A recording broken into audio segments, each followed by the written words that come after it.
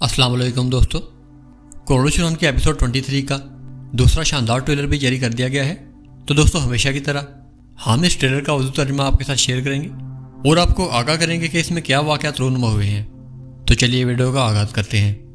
Trailer में सबसे पहले ओरहान और उसके एल्पलार बुरान के जस्दे हकी को अपने कंधों पर उठाए हुए चले आ रहे होते हैं। फिजा में एक गहरा सन्नाटा तारी होता है, जैसे कि वक्त खुद भी इस गम में ठहर गया हो। वो उसे स्पुर्दे हाक करते हैं। हर एक की आंख अश्कबार होती है और जेरकुताई भी गम से निडाल होकर आंसू बहा रहा होता है। कब्र पर मिट्टी डालने के बाद ओरहान यकायक आगे बढ़ता है। उसकी आंखों में गम के साथ भड़कता हुआ गुस्सा साफ दिखाई दे रहा होता है और फिर वह भरपूर गरीदार आवाज में कहता है, तुमने उस्मानी सल्तनत के एक अजीम गाजी को शहीद किया, तो अब तुम्हारा खून जहां नदियों की तरह बहेगा। उससे अगले सीन में बुरसा शहर का मंजर दिखाई देता है, जहां शहर के वसी सहन में अलाउद्दीन और कारा हलील अपने अपने घोड़ों पर सवार होकर कुछ मसल्ला सिपाहियों के हमरा खड़े होते हैं। उससे अगले सीन में शाहीन शाह, दमीर खान और महमद बे बाज़-ए हदूद में किसी खुफिया मुकाम पर खड़े होते हैं। उसके बाद मंजर बदलता है और वो सब अपने सिपाहियों के साथ ओरहान के सामने अपनी अपनी तलवारें बेनियाम किए खड़े होते हैं।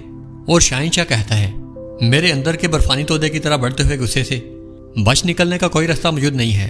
ओरहान उन्हें अपने सामने देखकर गुस्से में दांत पीसता है। उसके बाद मंजर बदलता है और वो जेरकुताई से मुहातिब होकर कहता है, अगर तुम में हिम्मत है तो मैदान में आकर हमारा सामना करो। उससे अगले सीन में वो मैदान जंग में अपने कदम आगे बढ़ाता है और एक ही वार में अपने सामने खड़े दमीर खान के हाथ सिपाही हसन के पेट में तलवार आर पार कर देता है। ये मंजर देखकर दमीर खान की आंखों में सुकूत तारी हो जाता है और उसका चेहरा शदीद गुस्से में सुर्ख हो जाता है।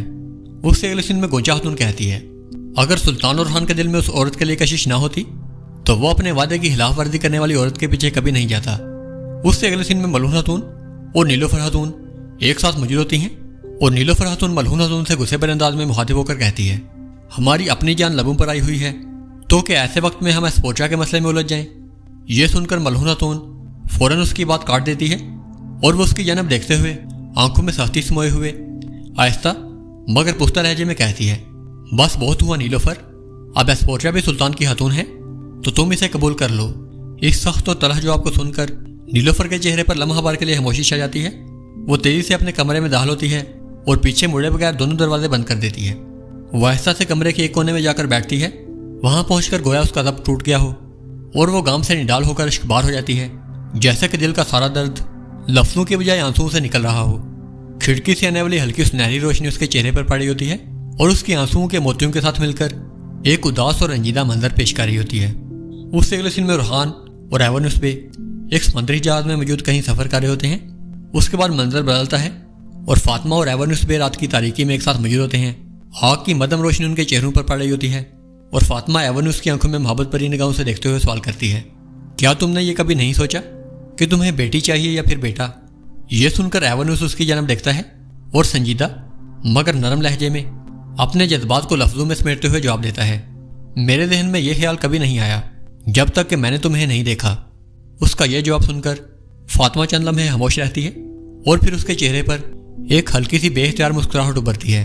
उससे अगले सीन में स्पोर्चा खातून अपने घोड़ों पर सवार होकर जंगल में जा रही होती है और वो अचानक मनास्तर के करीब एक खुफिया दरवाज़ा देखती है, जो शहर की पुरानी दीवार मगर आम नजरों से पोशीदा हिस्सा होता है। दूसरी जानब ओरहान भी स्पोर्चा को बचाने के लिए उस शहर में मौजूद होता है और वो आहिस्ता से अपने कदम आगे बढ़ाते हुए अपने रास्ते में आने वाले सलीबी सिपाहियों को खामोशी से मारता हुआ आगे बढ़ता है। उसके बाद मंजर बदलता है और ओरहान के सामने कमरे में एस्पोचा बंदी हुई और बेबसी के आलम में मौजूद होती है। वो उसे आज़ाद करता है और एस्पोचा से सवाल करते हुए कहता है, शाही महल से बगैर इजाज़त के क्यों भाग निकली? एस्पोचा लम्हा बार के लिए खामोश रहती है और हिचकिचाए बगैर जवाब देती है, मैं नहीं भागी, बल्कि मैं सिर्फ अपने वालिद के पास आई हूँ। उसके बाद वो दोनों एक गार में मौजूद होते हैं। एस्पोचा अपना सर ओरहान के कंधे पर रखती है और ओरहान आहिस्ता मगर पुख्ता लहजे में कहता है, अब तुम्हें ये समझना पड़ेगा कि तुम सुल्तान ओरहान की ज़ौजा एस्पोचा खातून हो।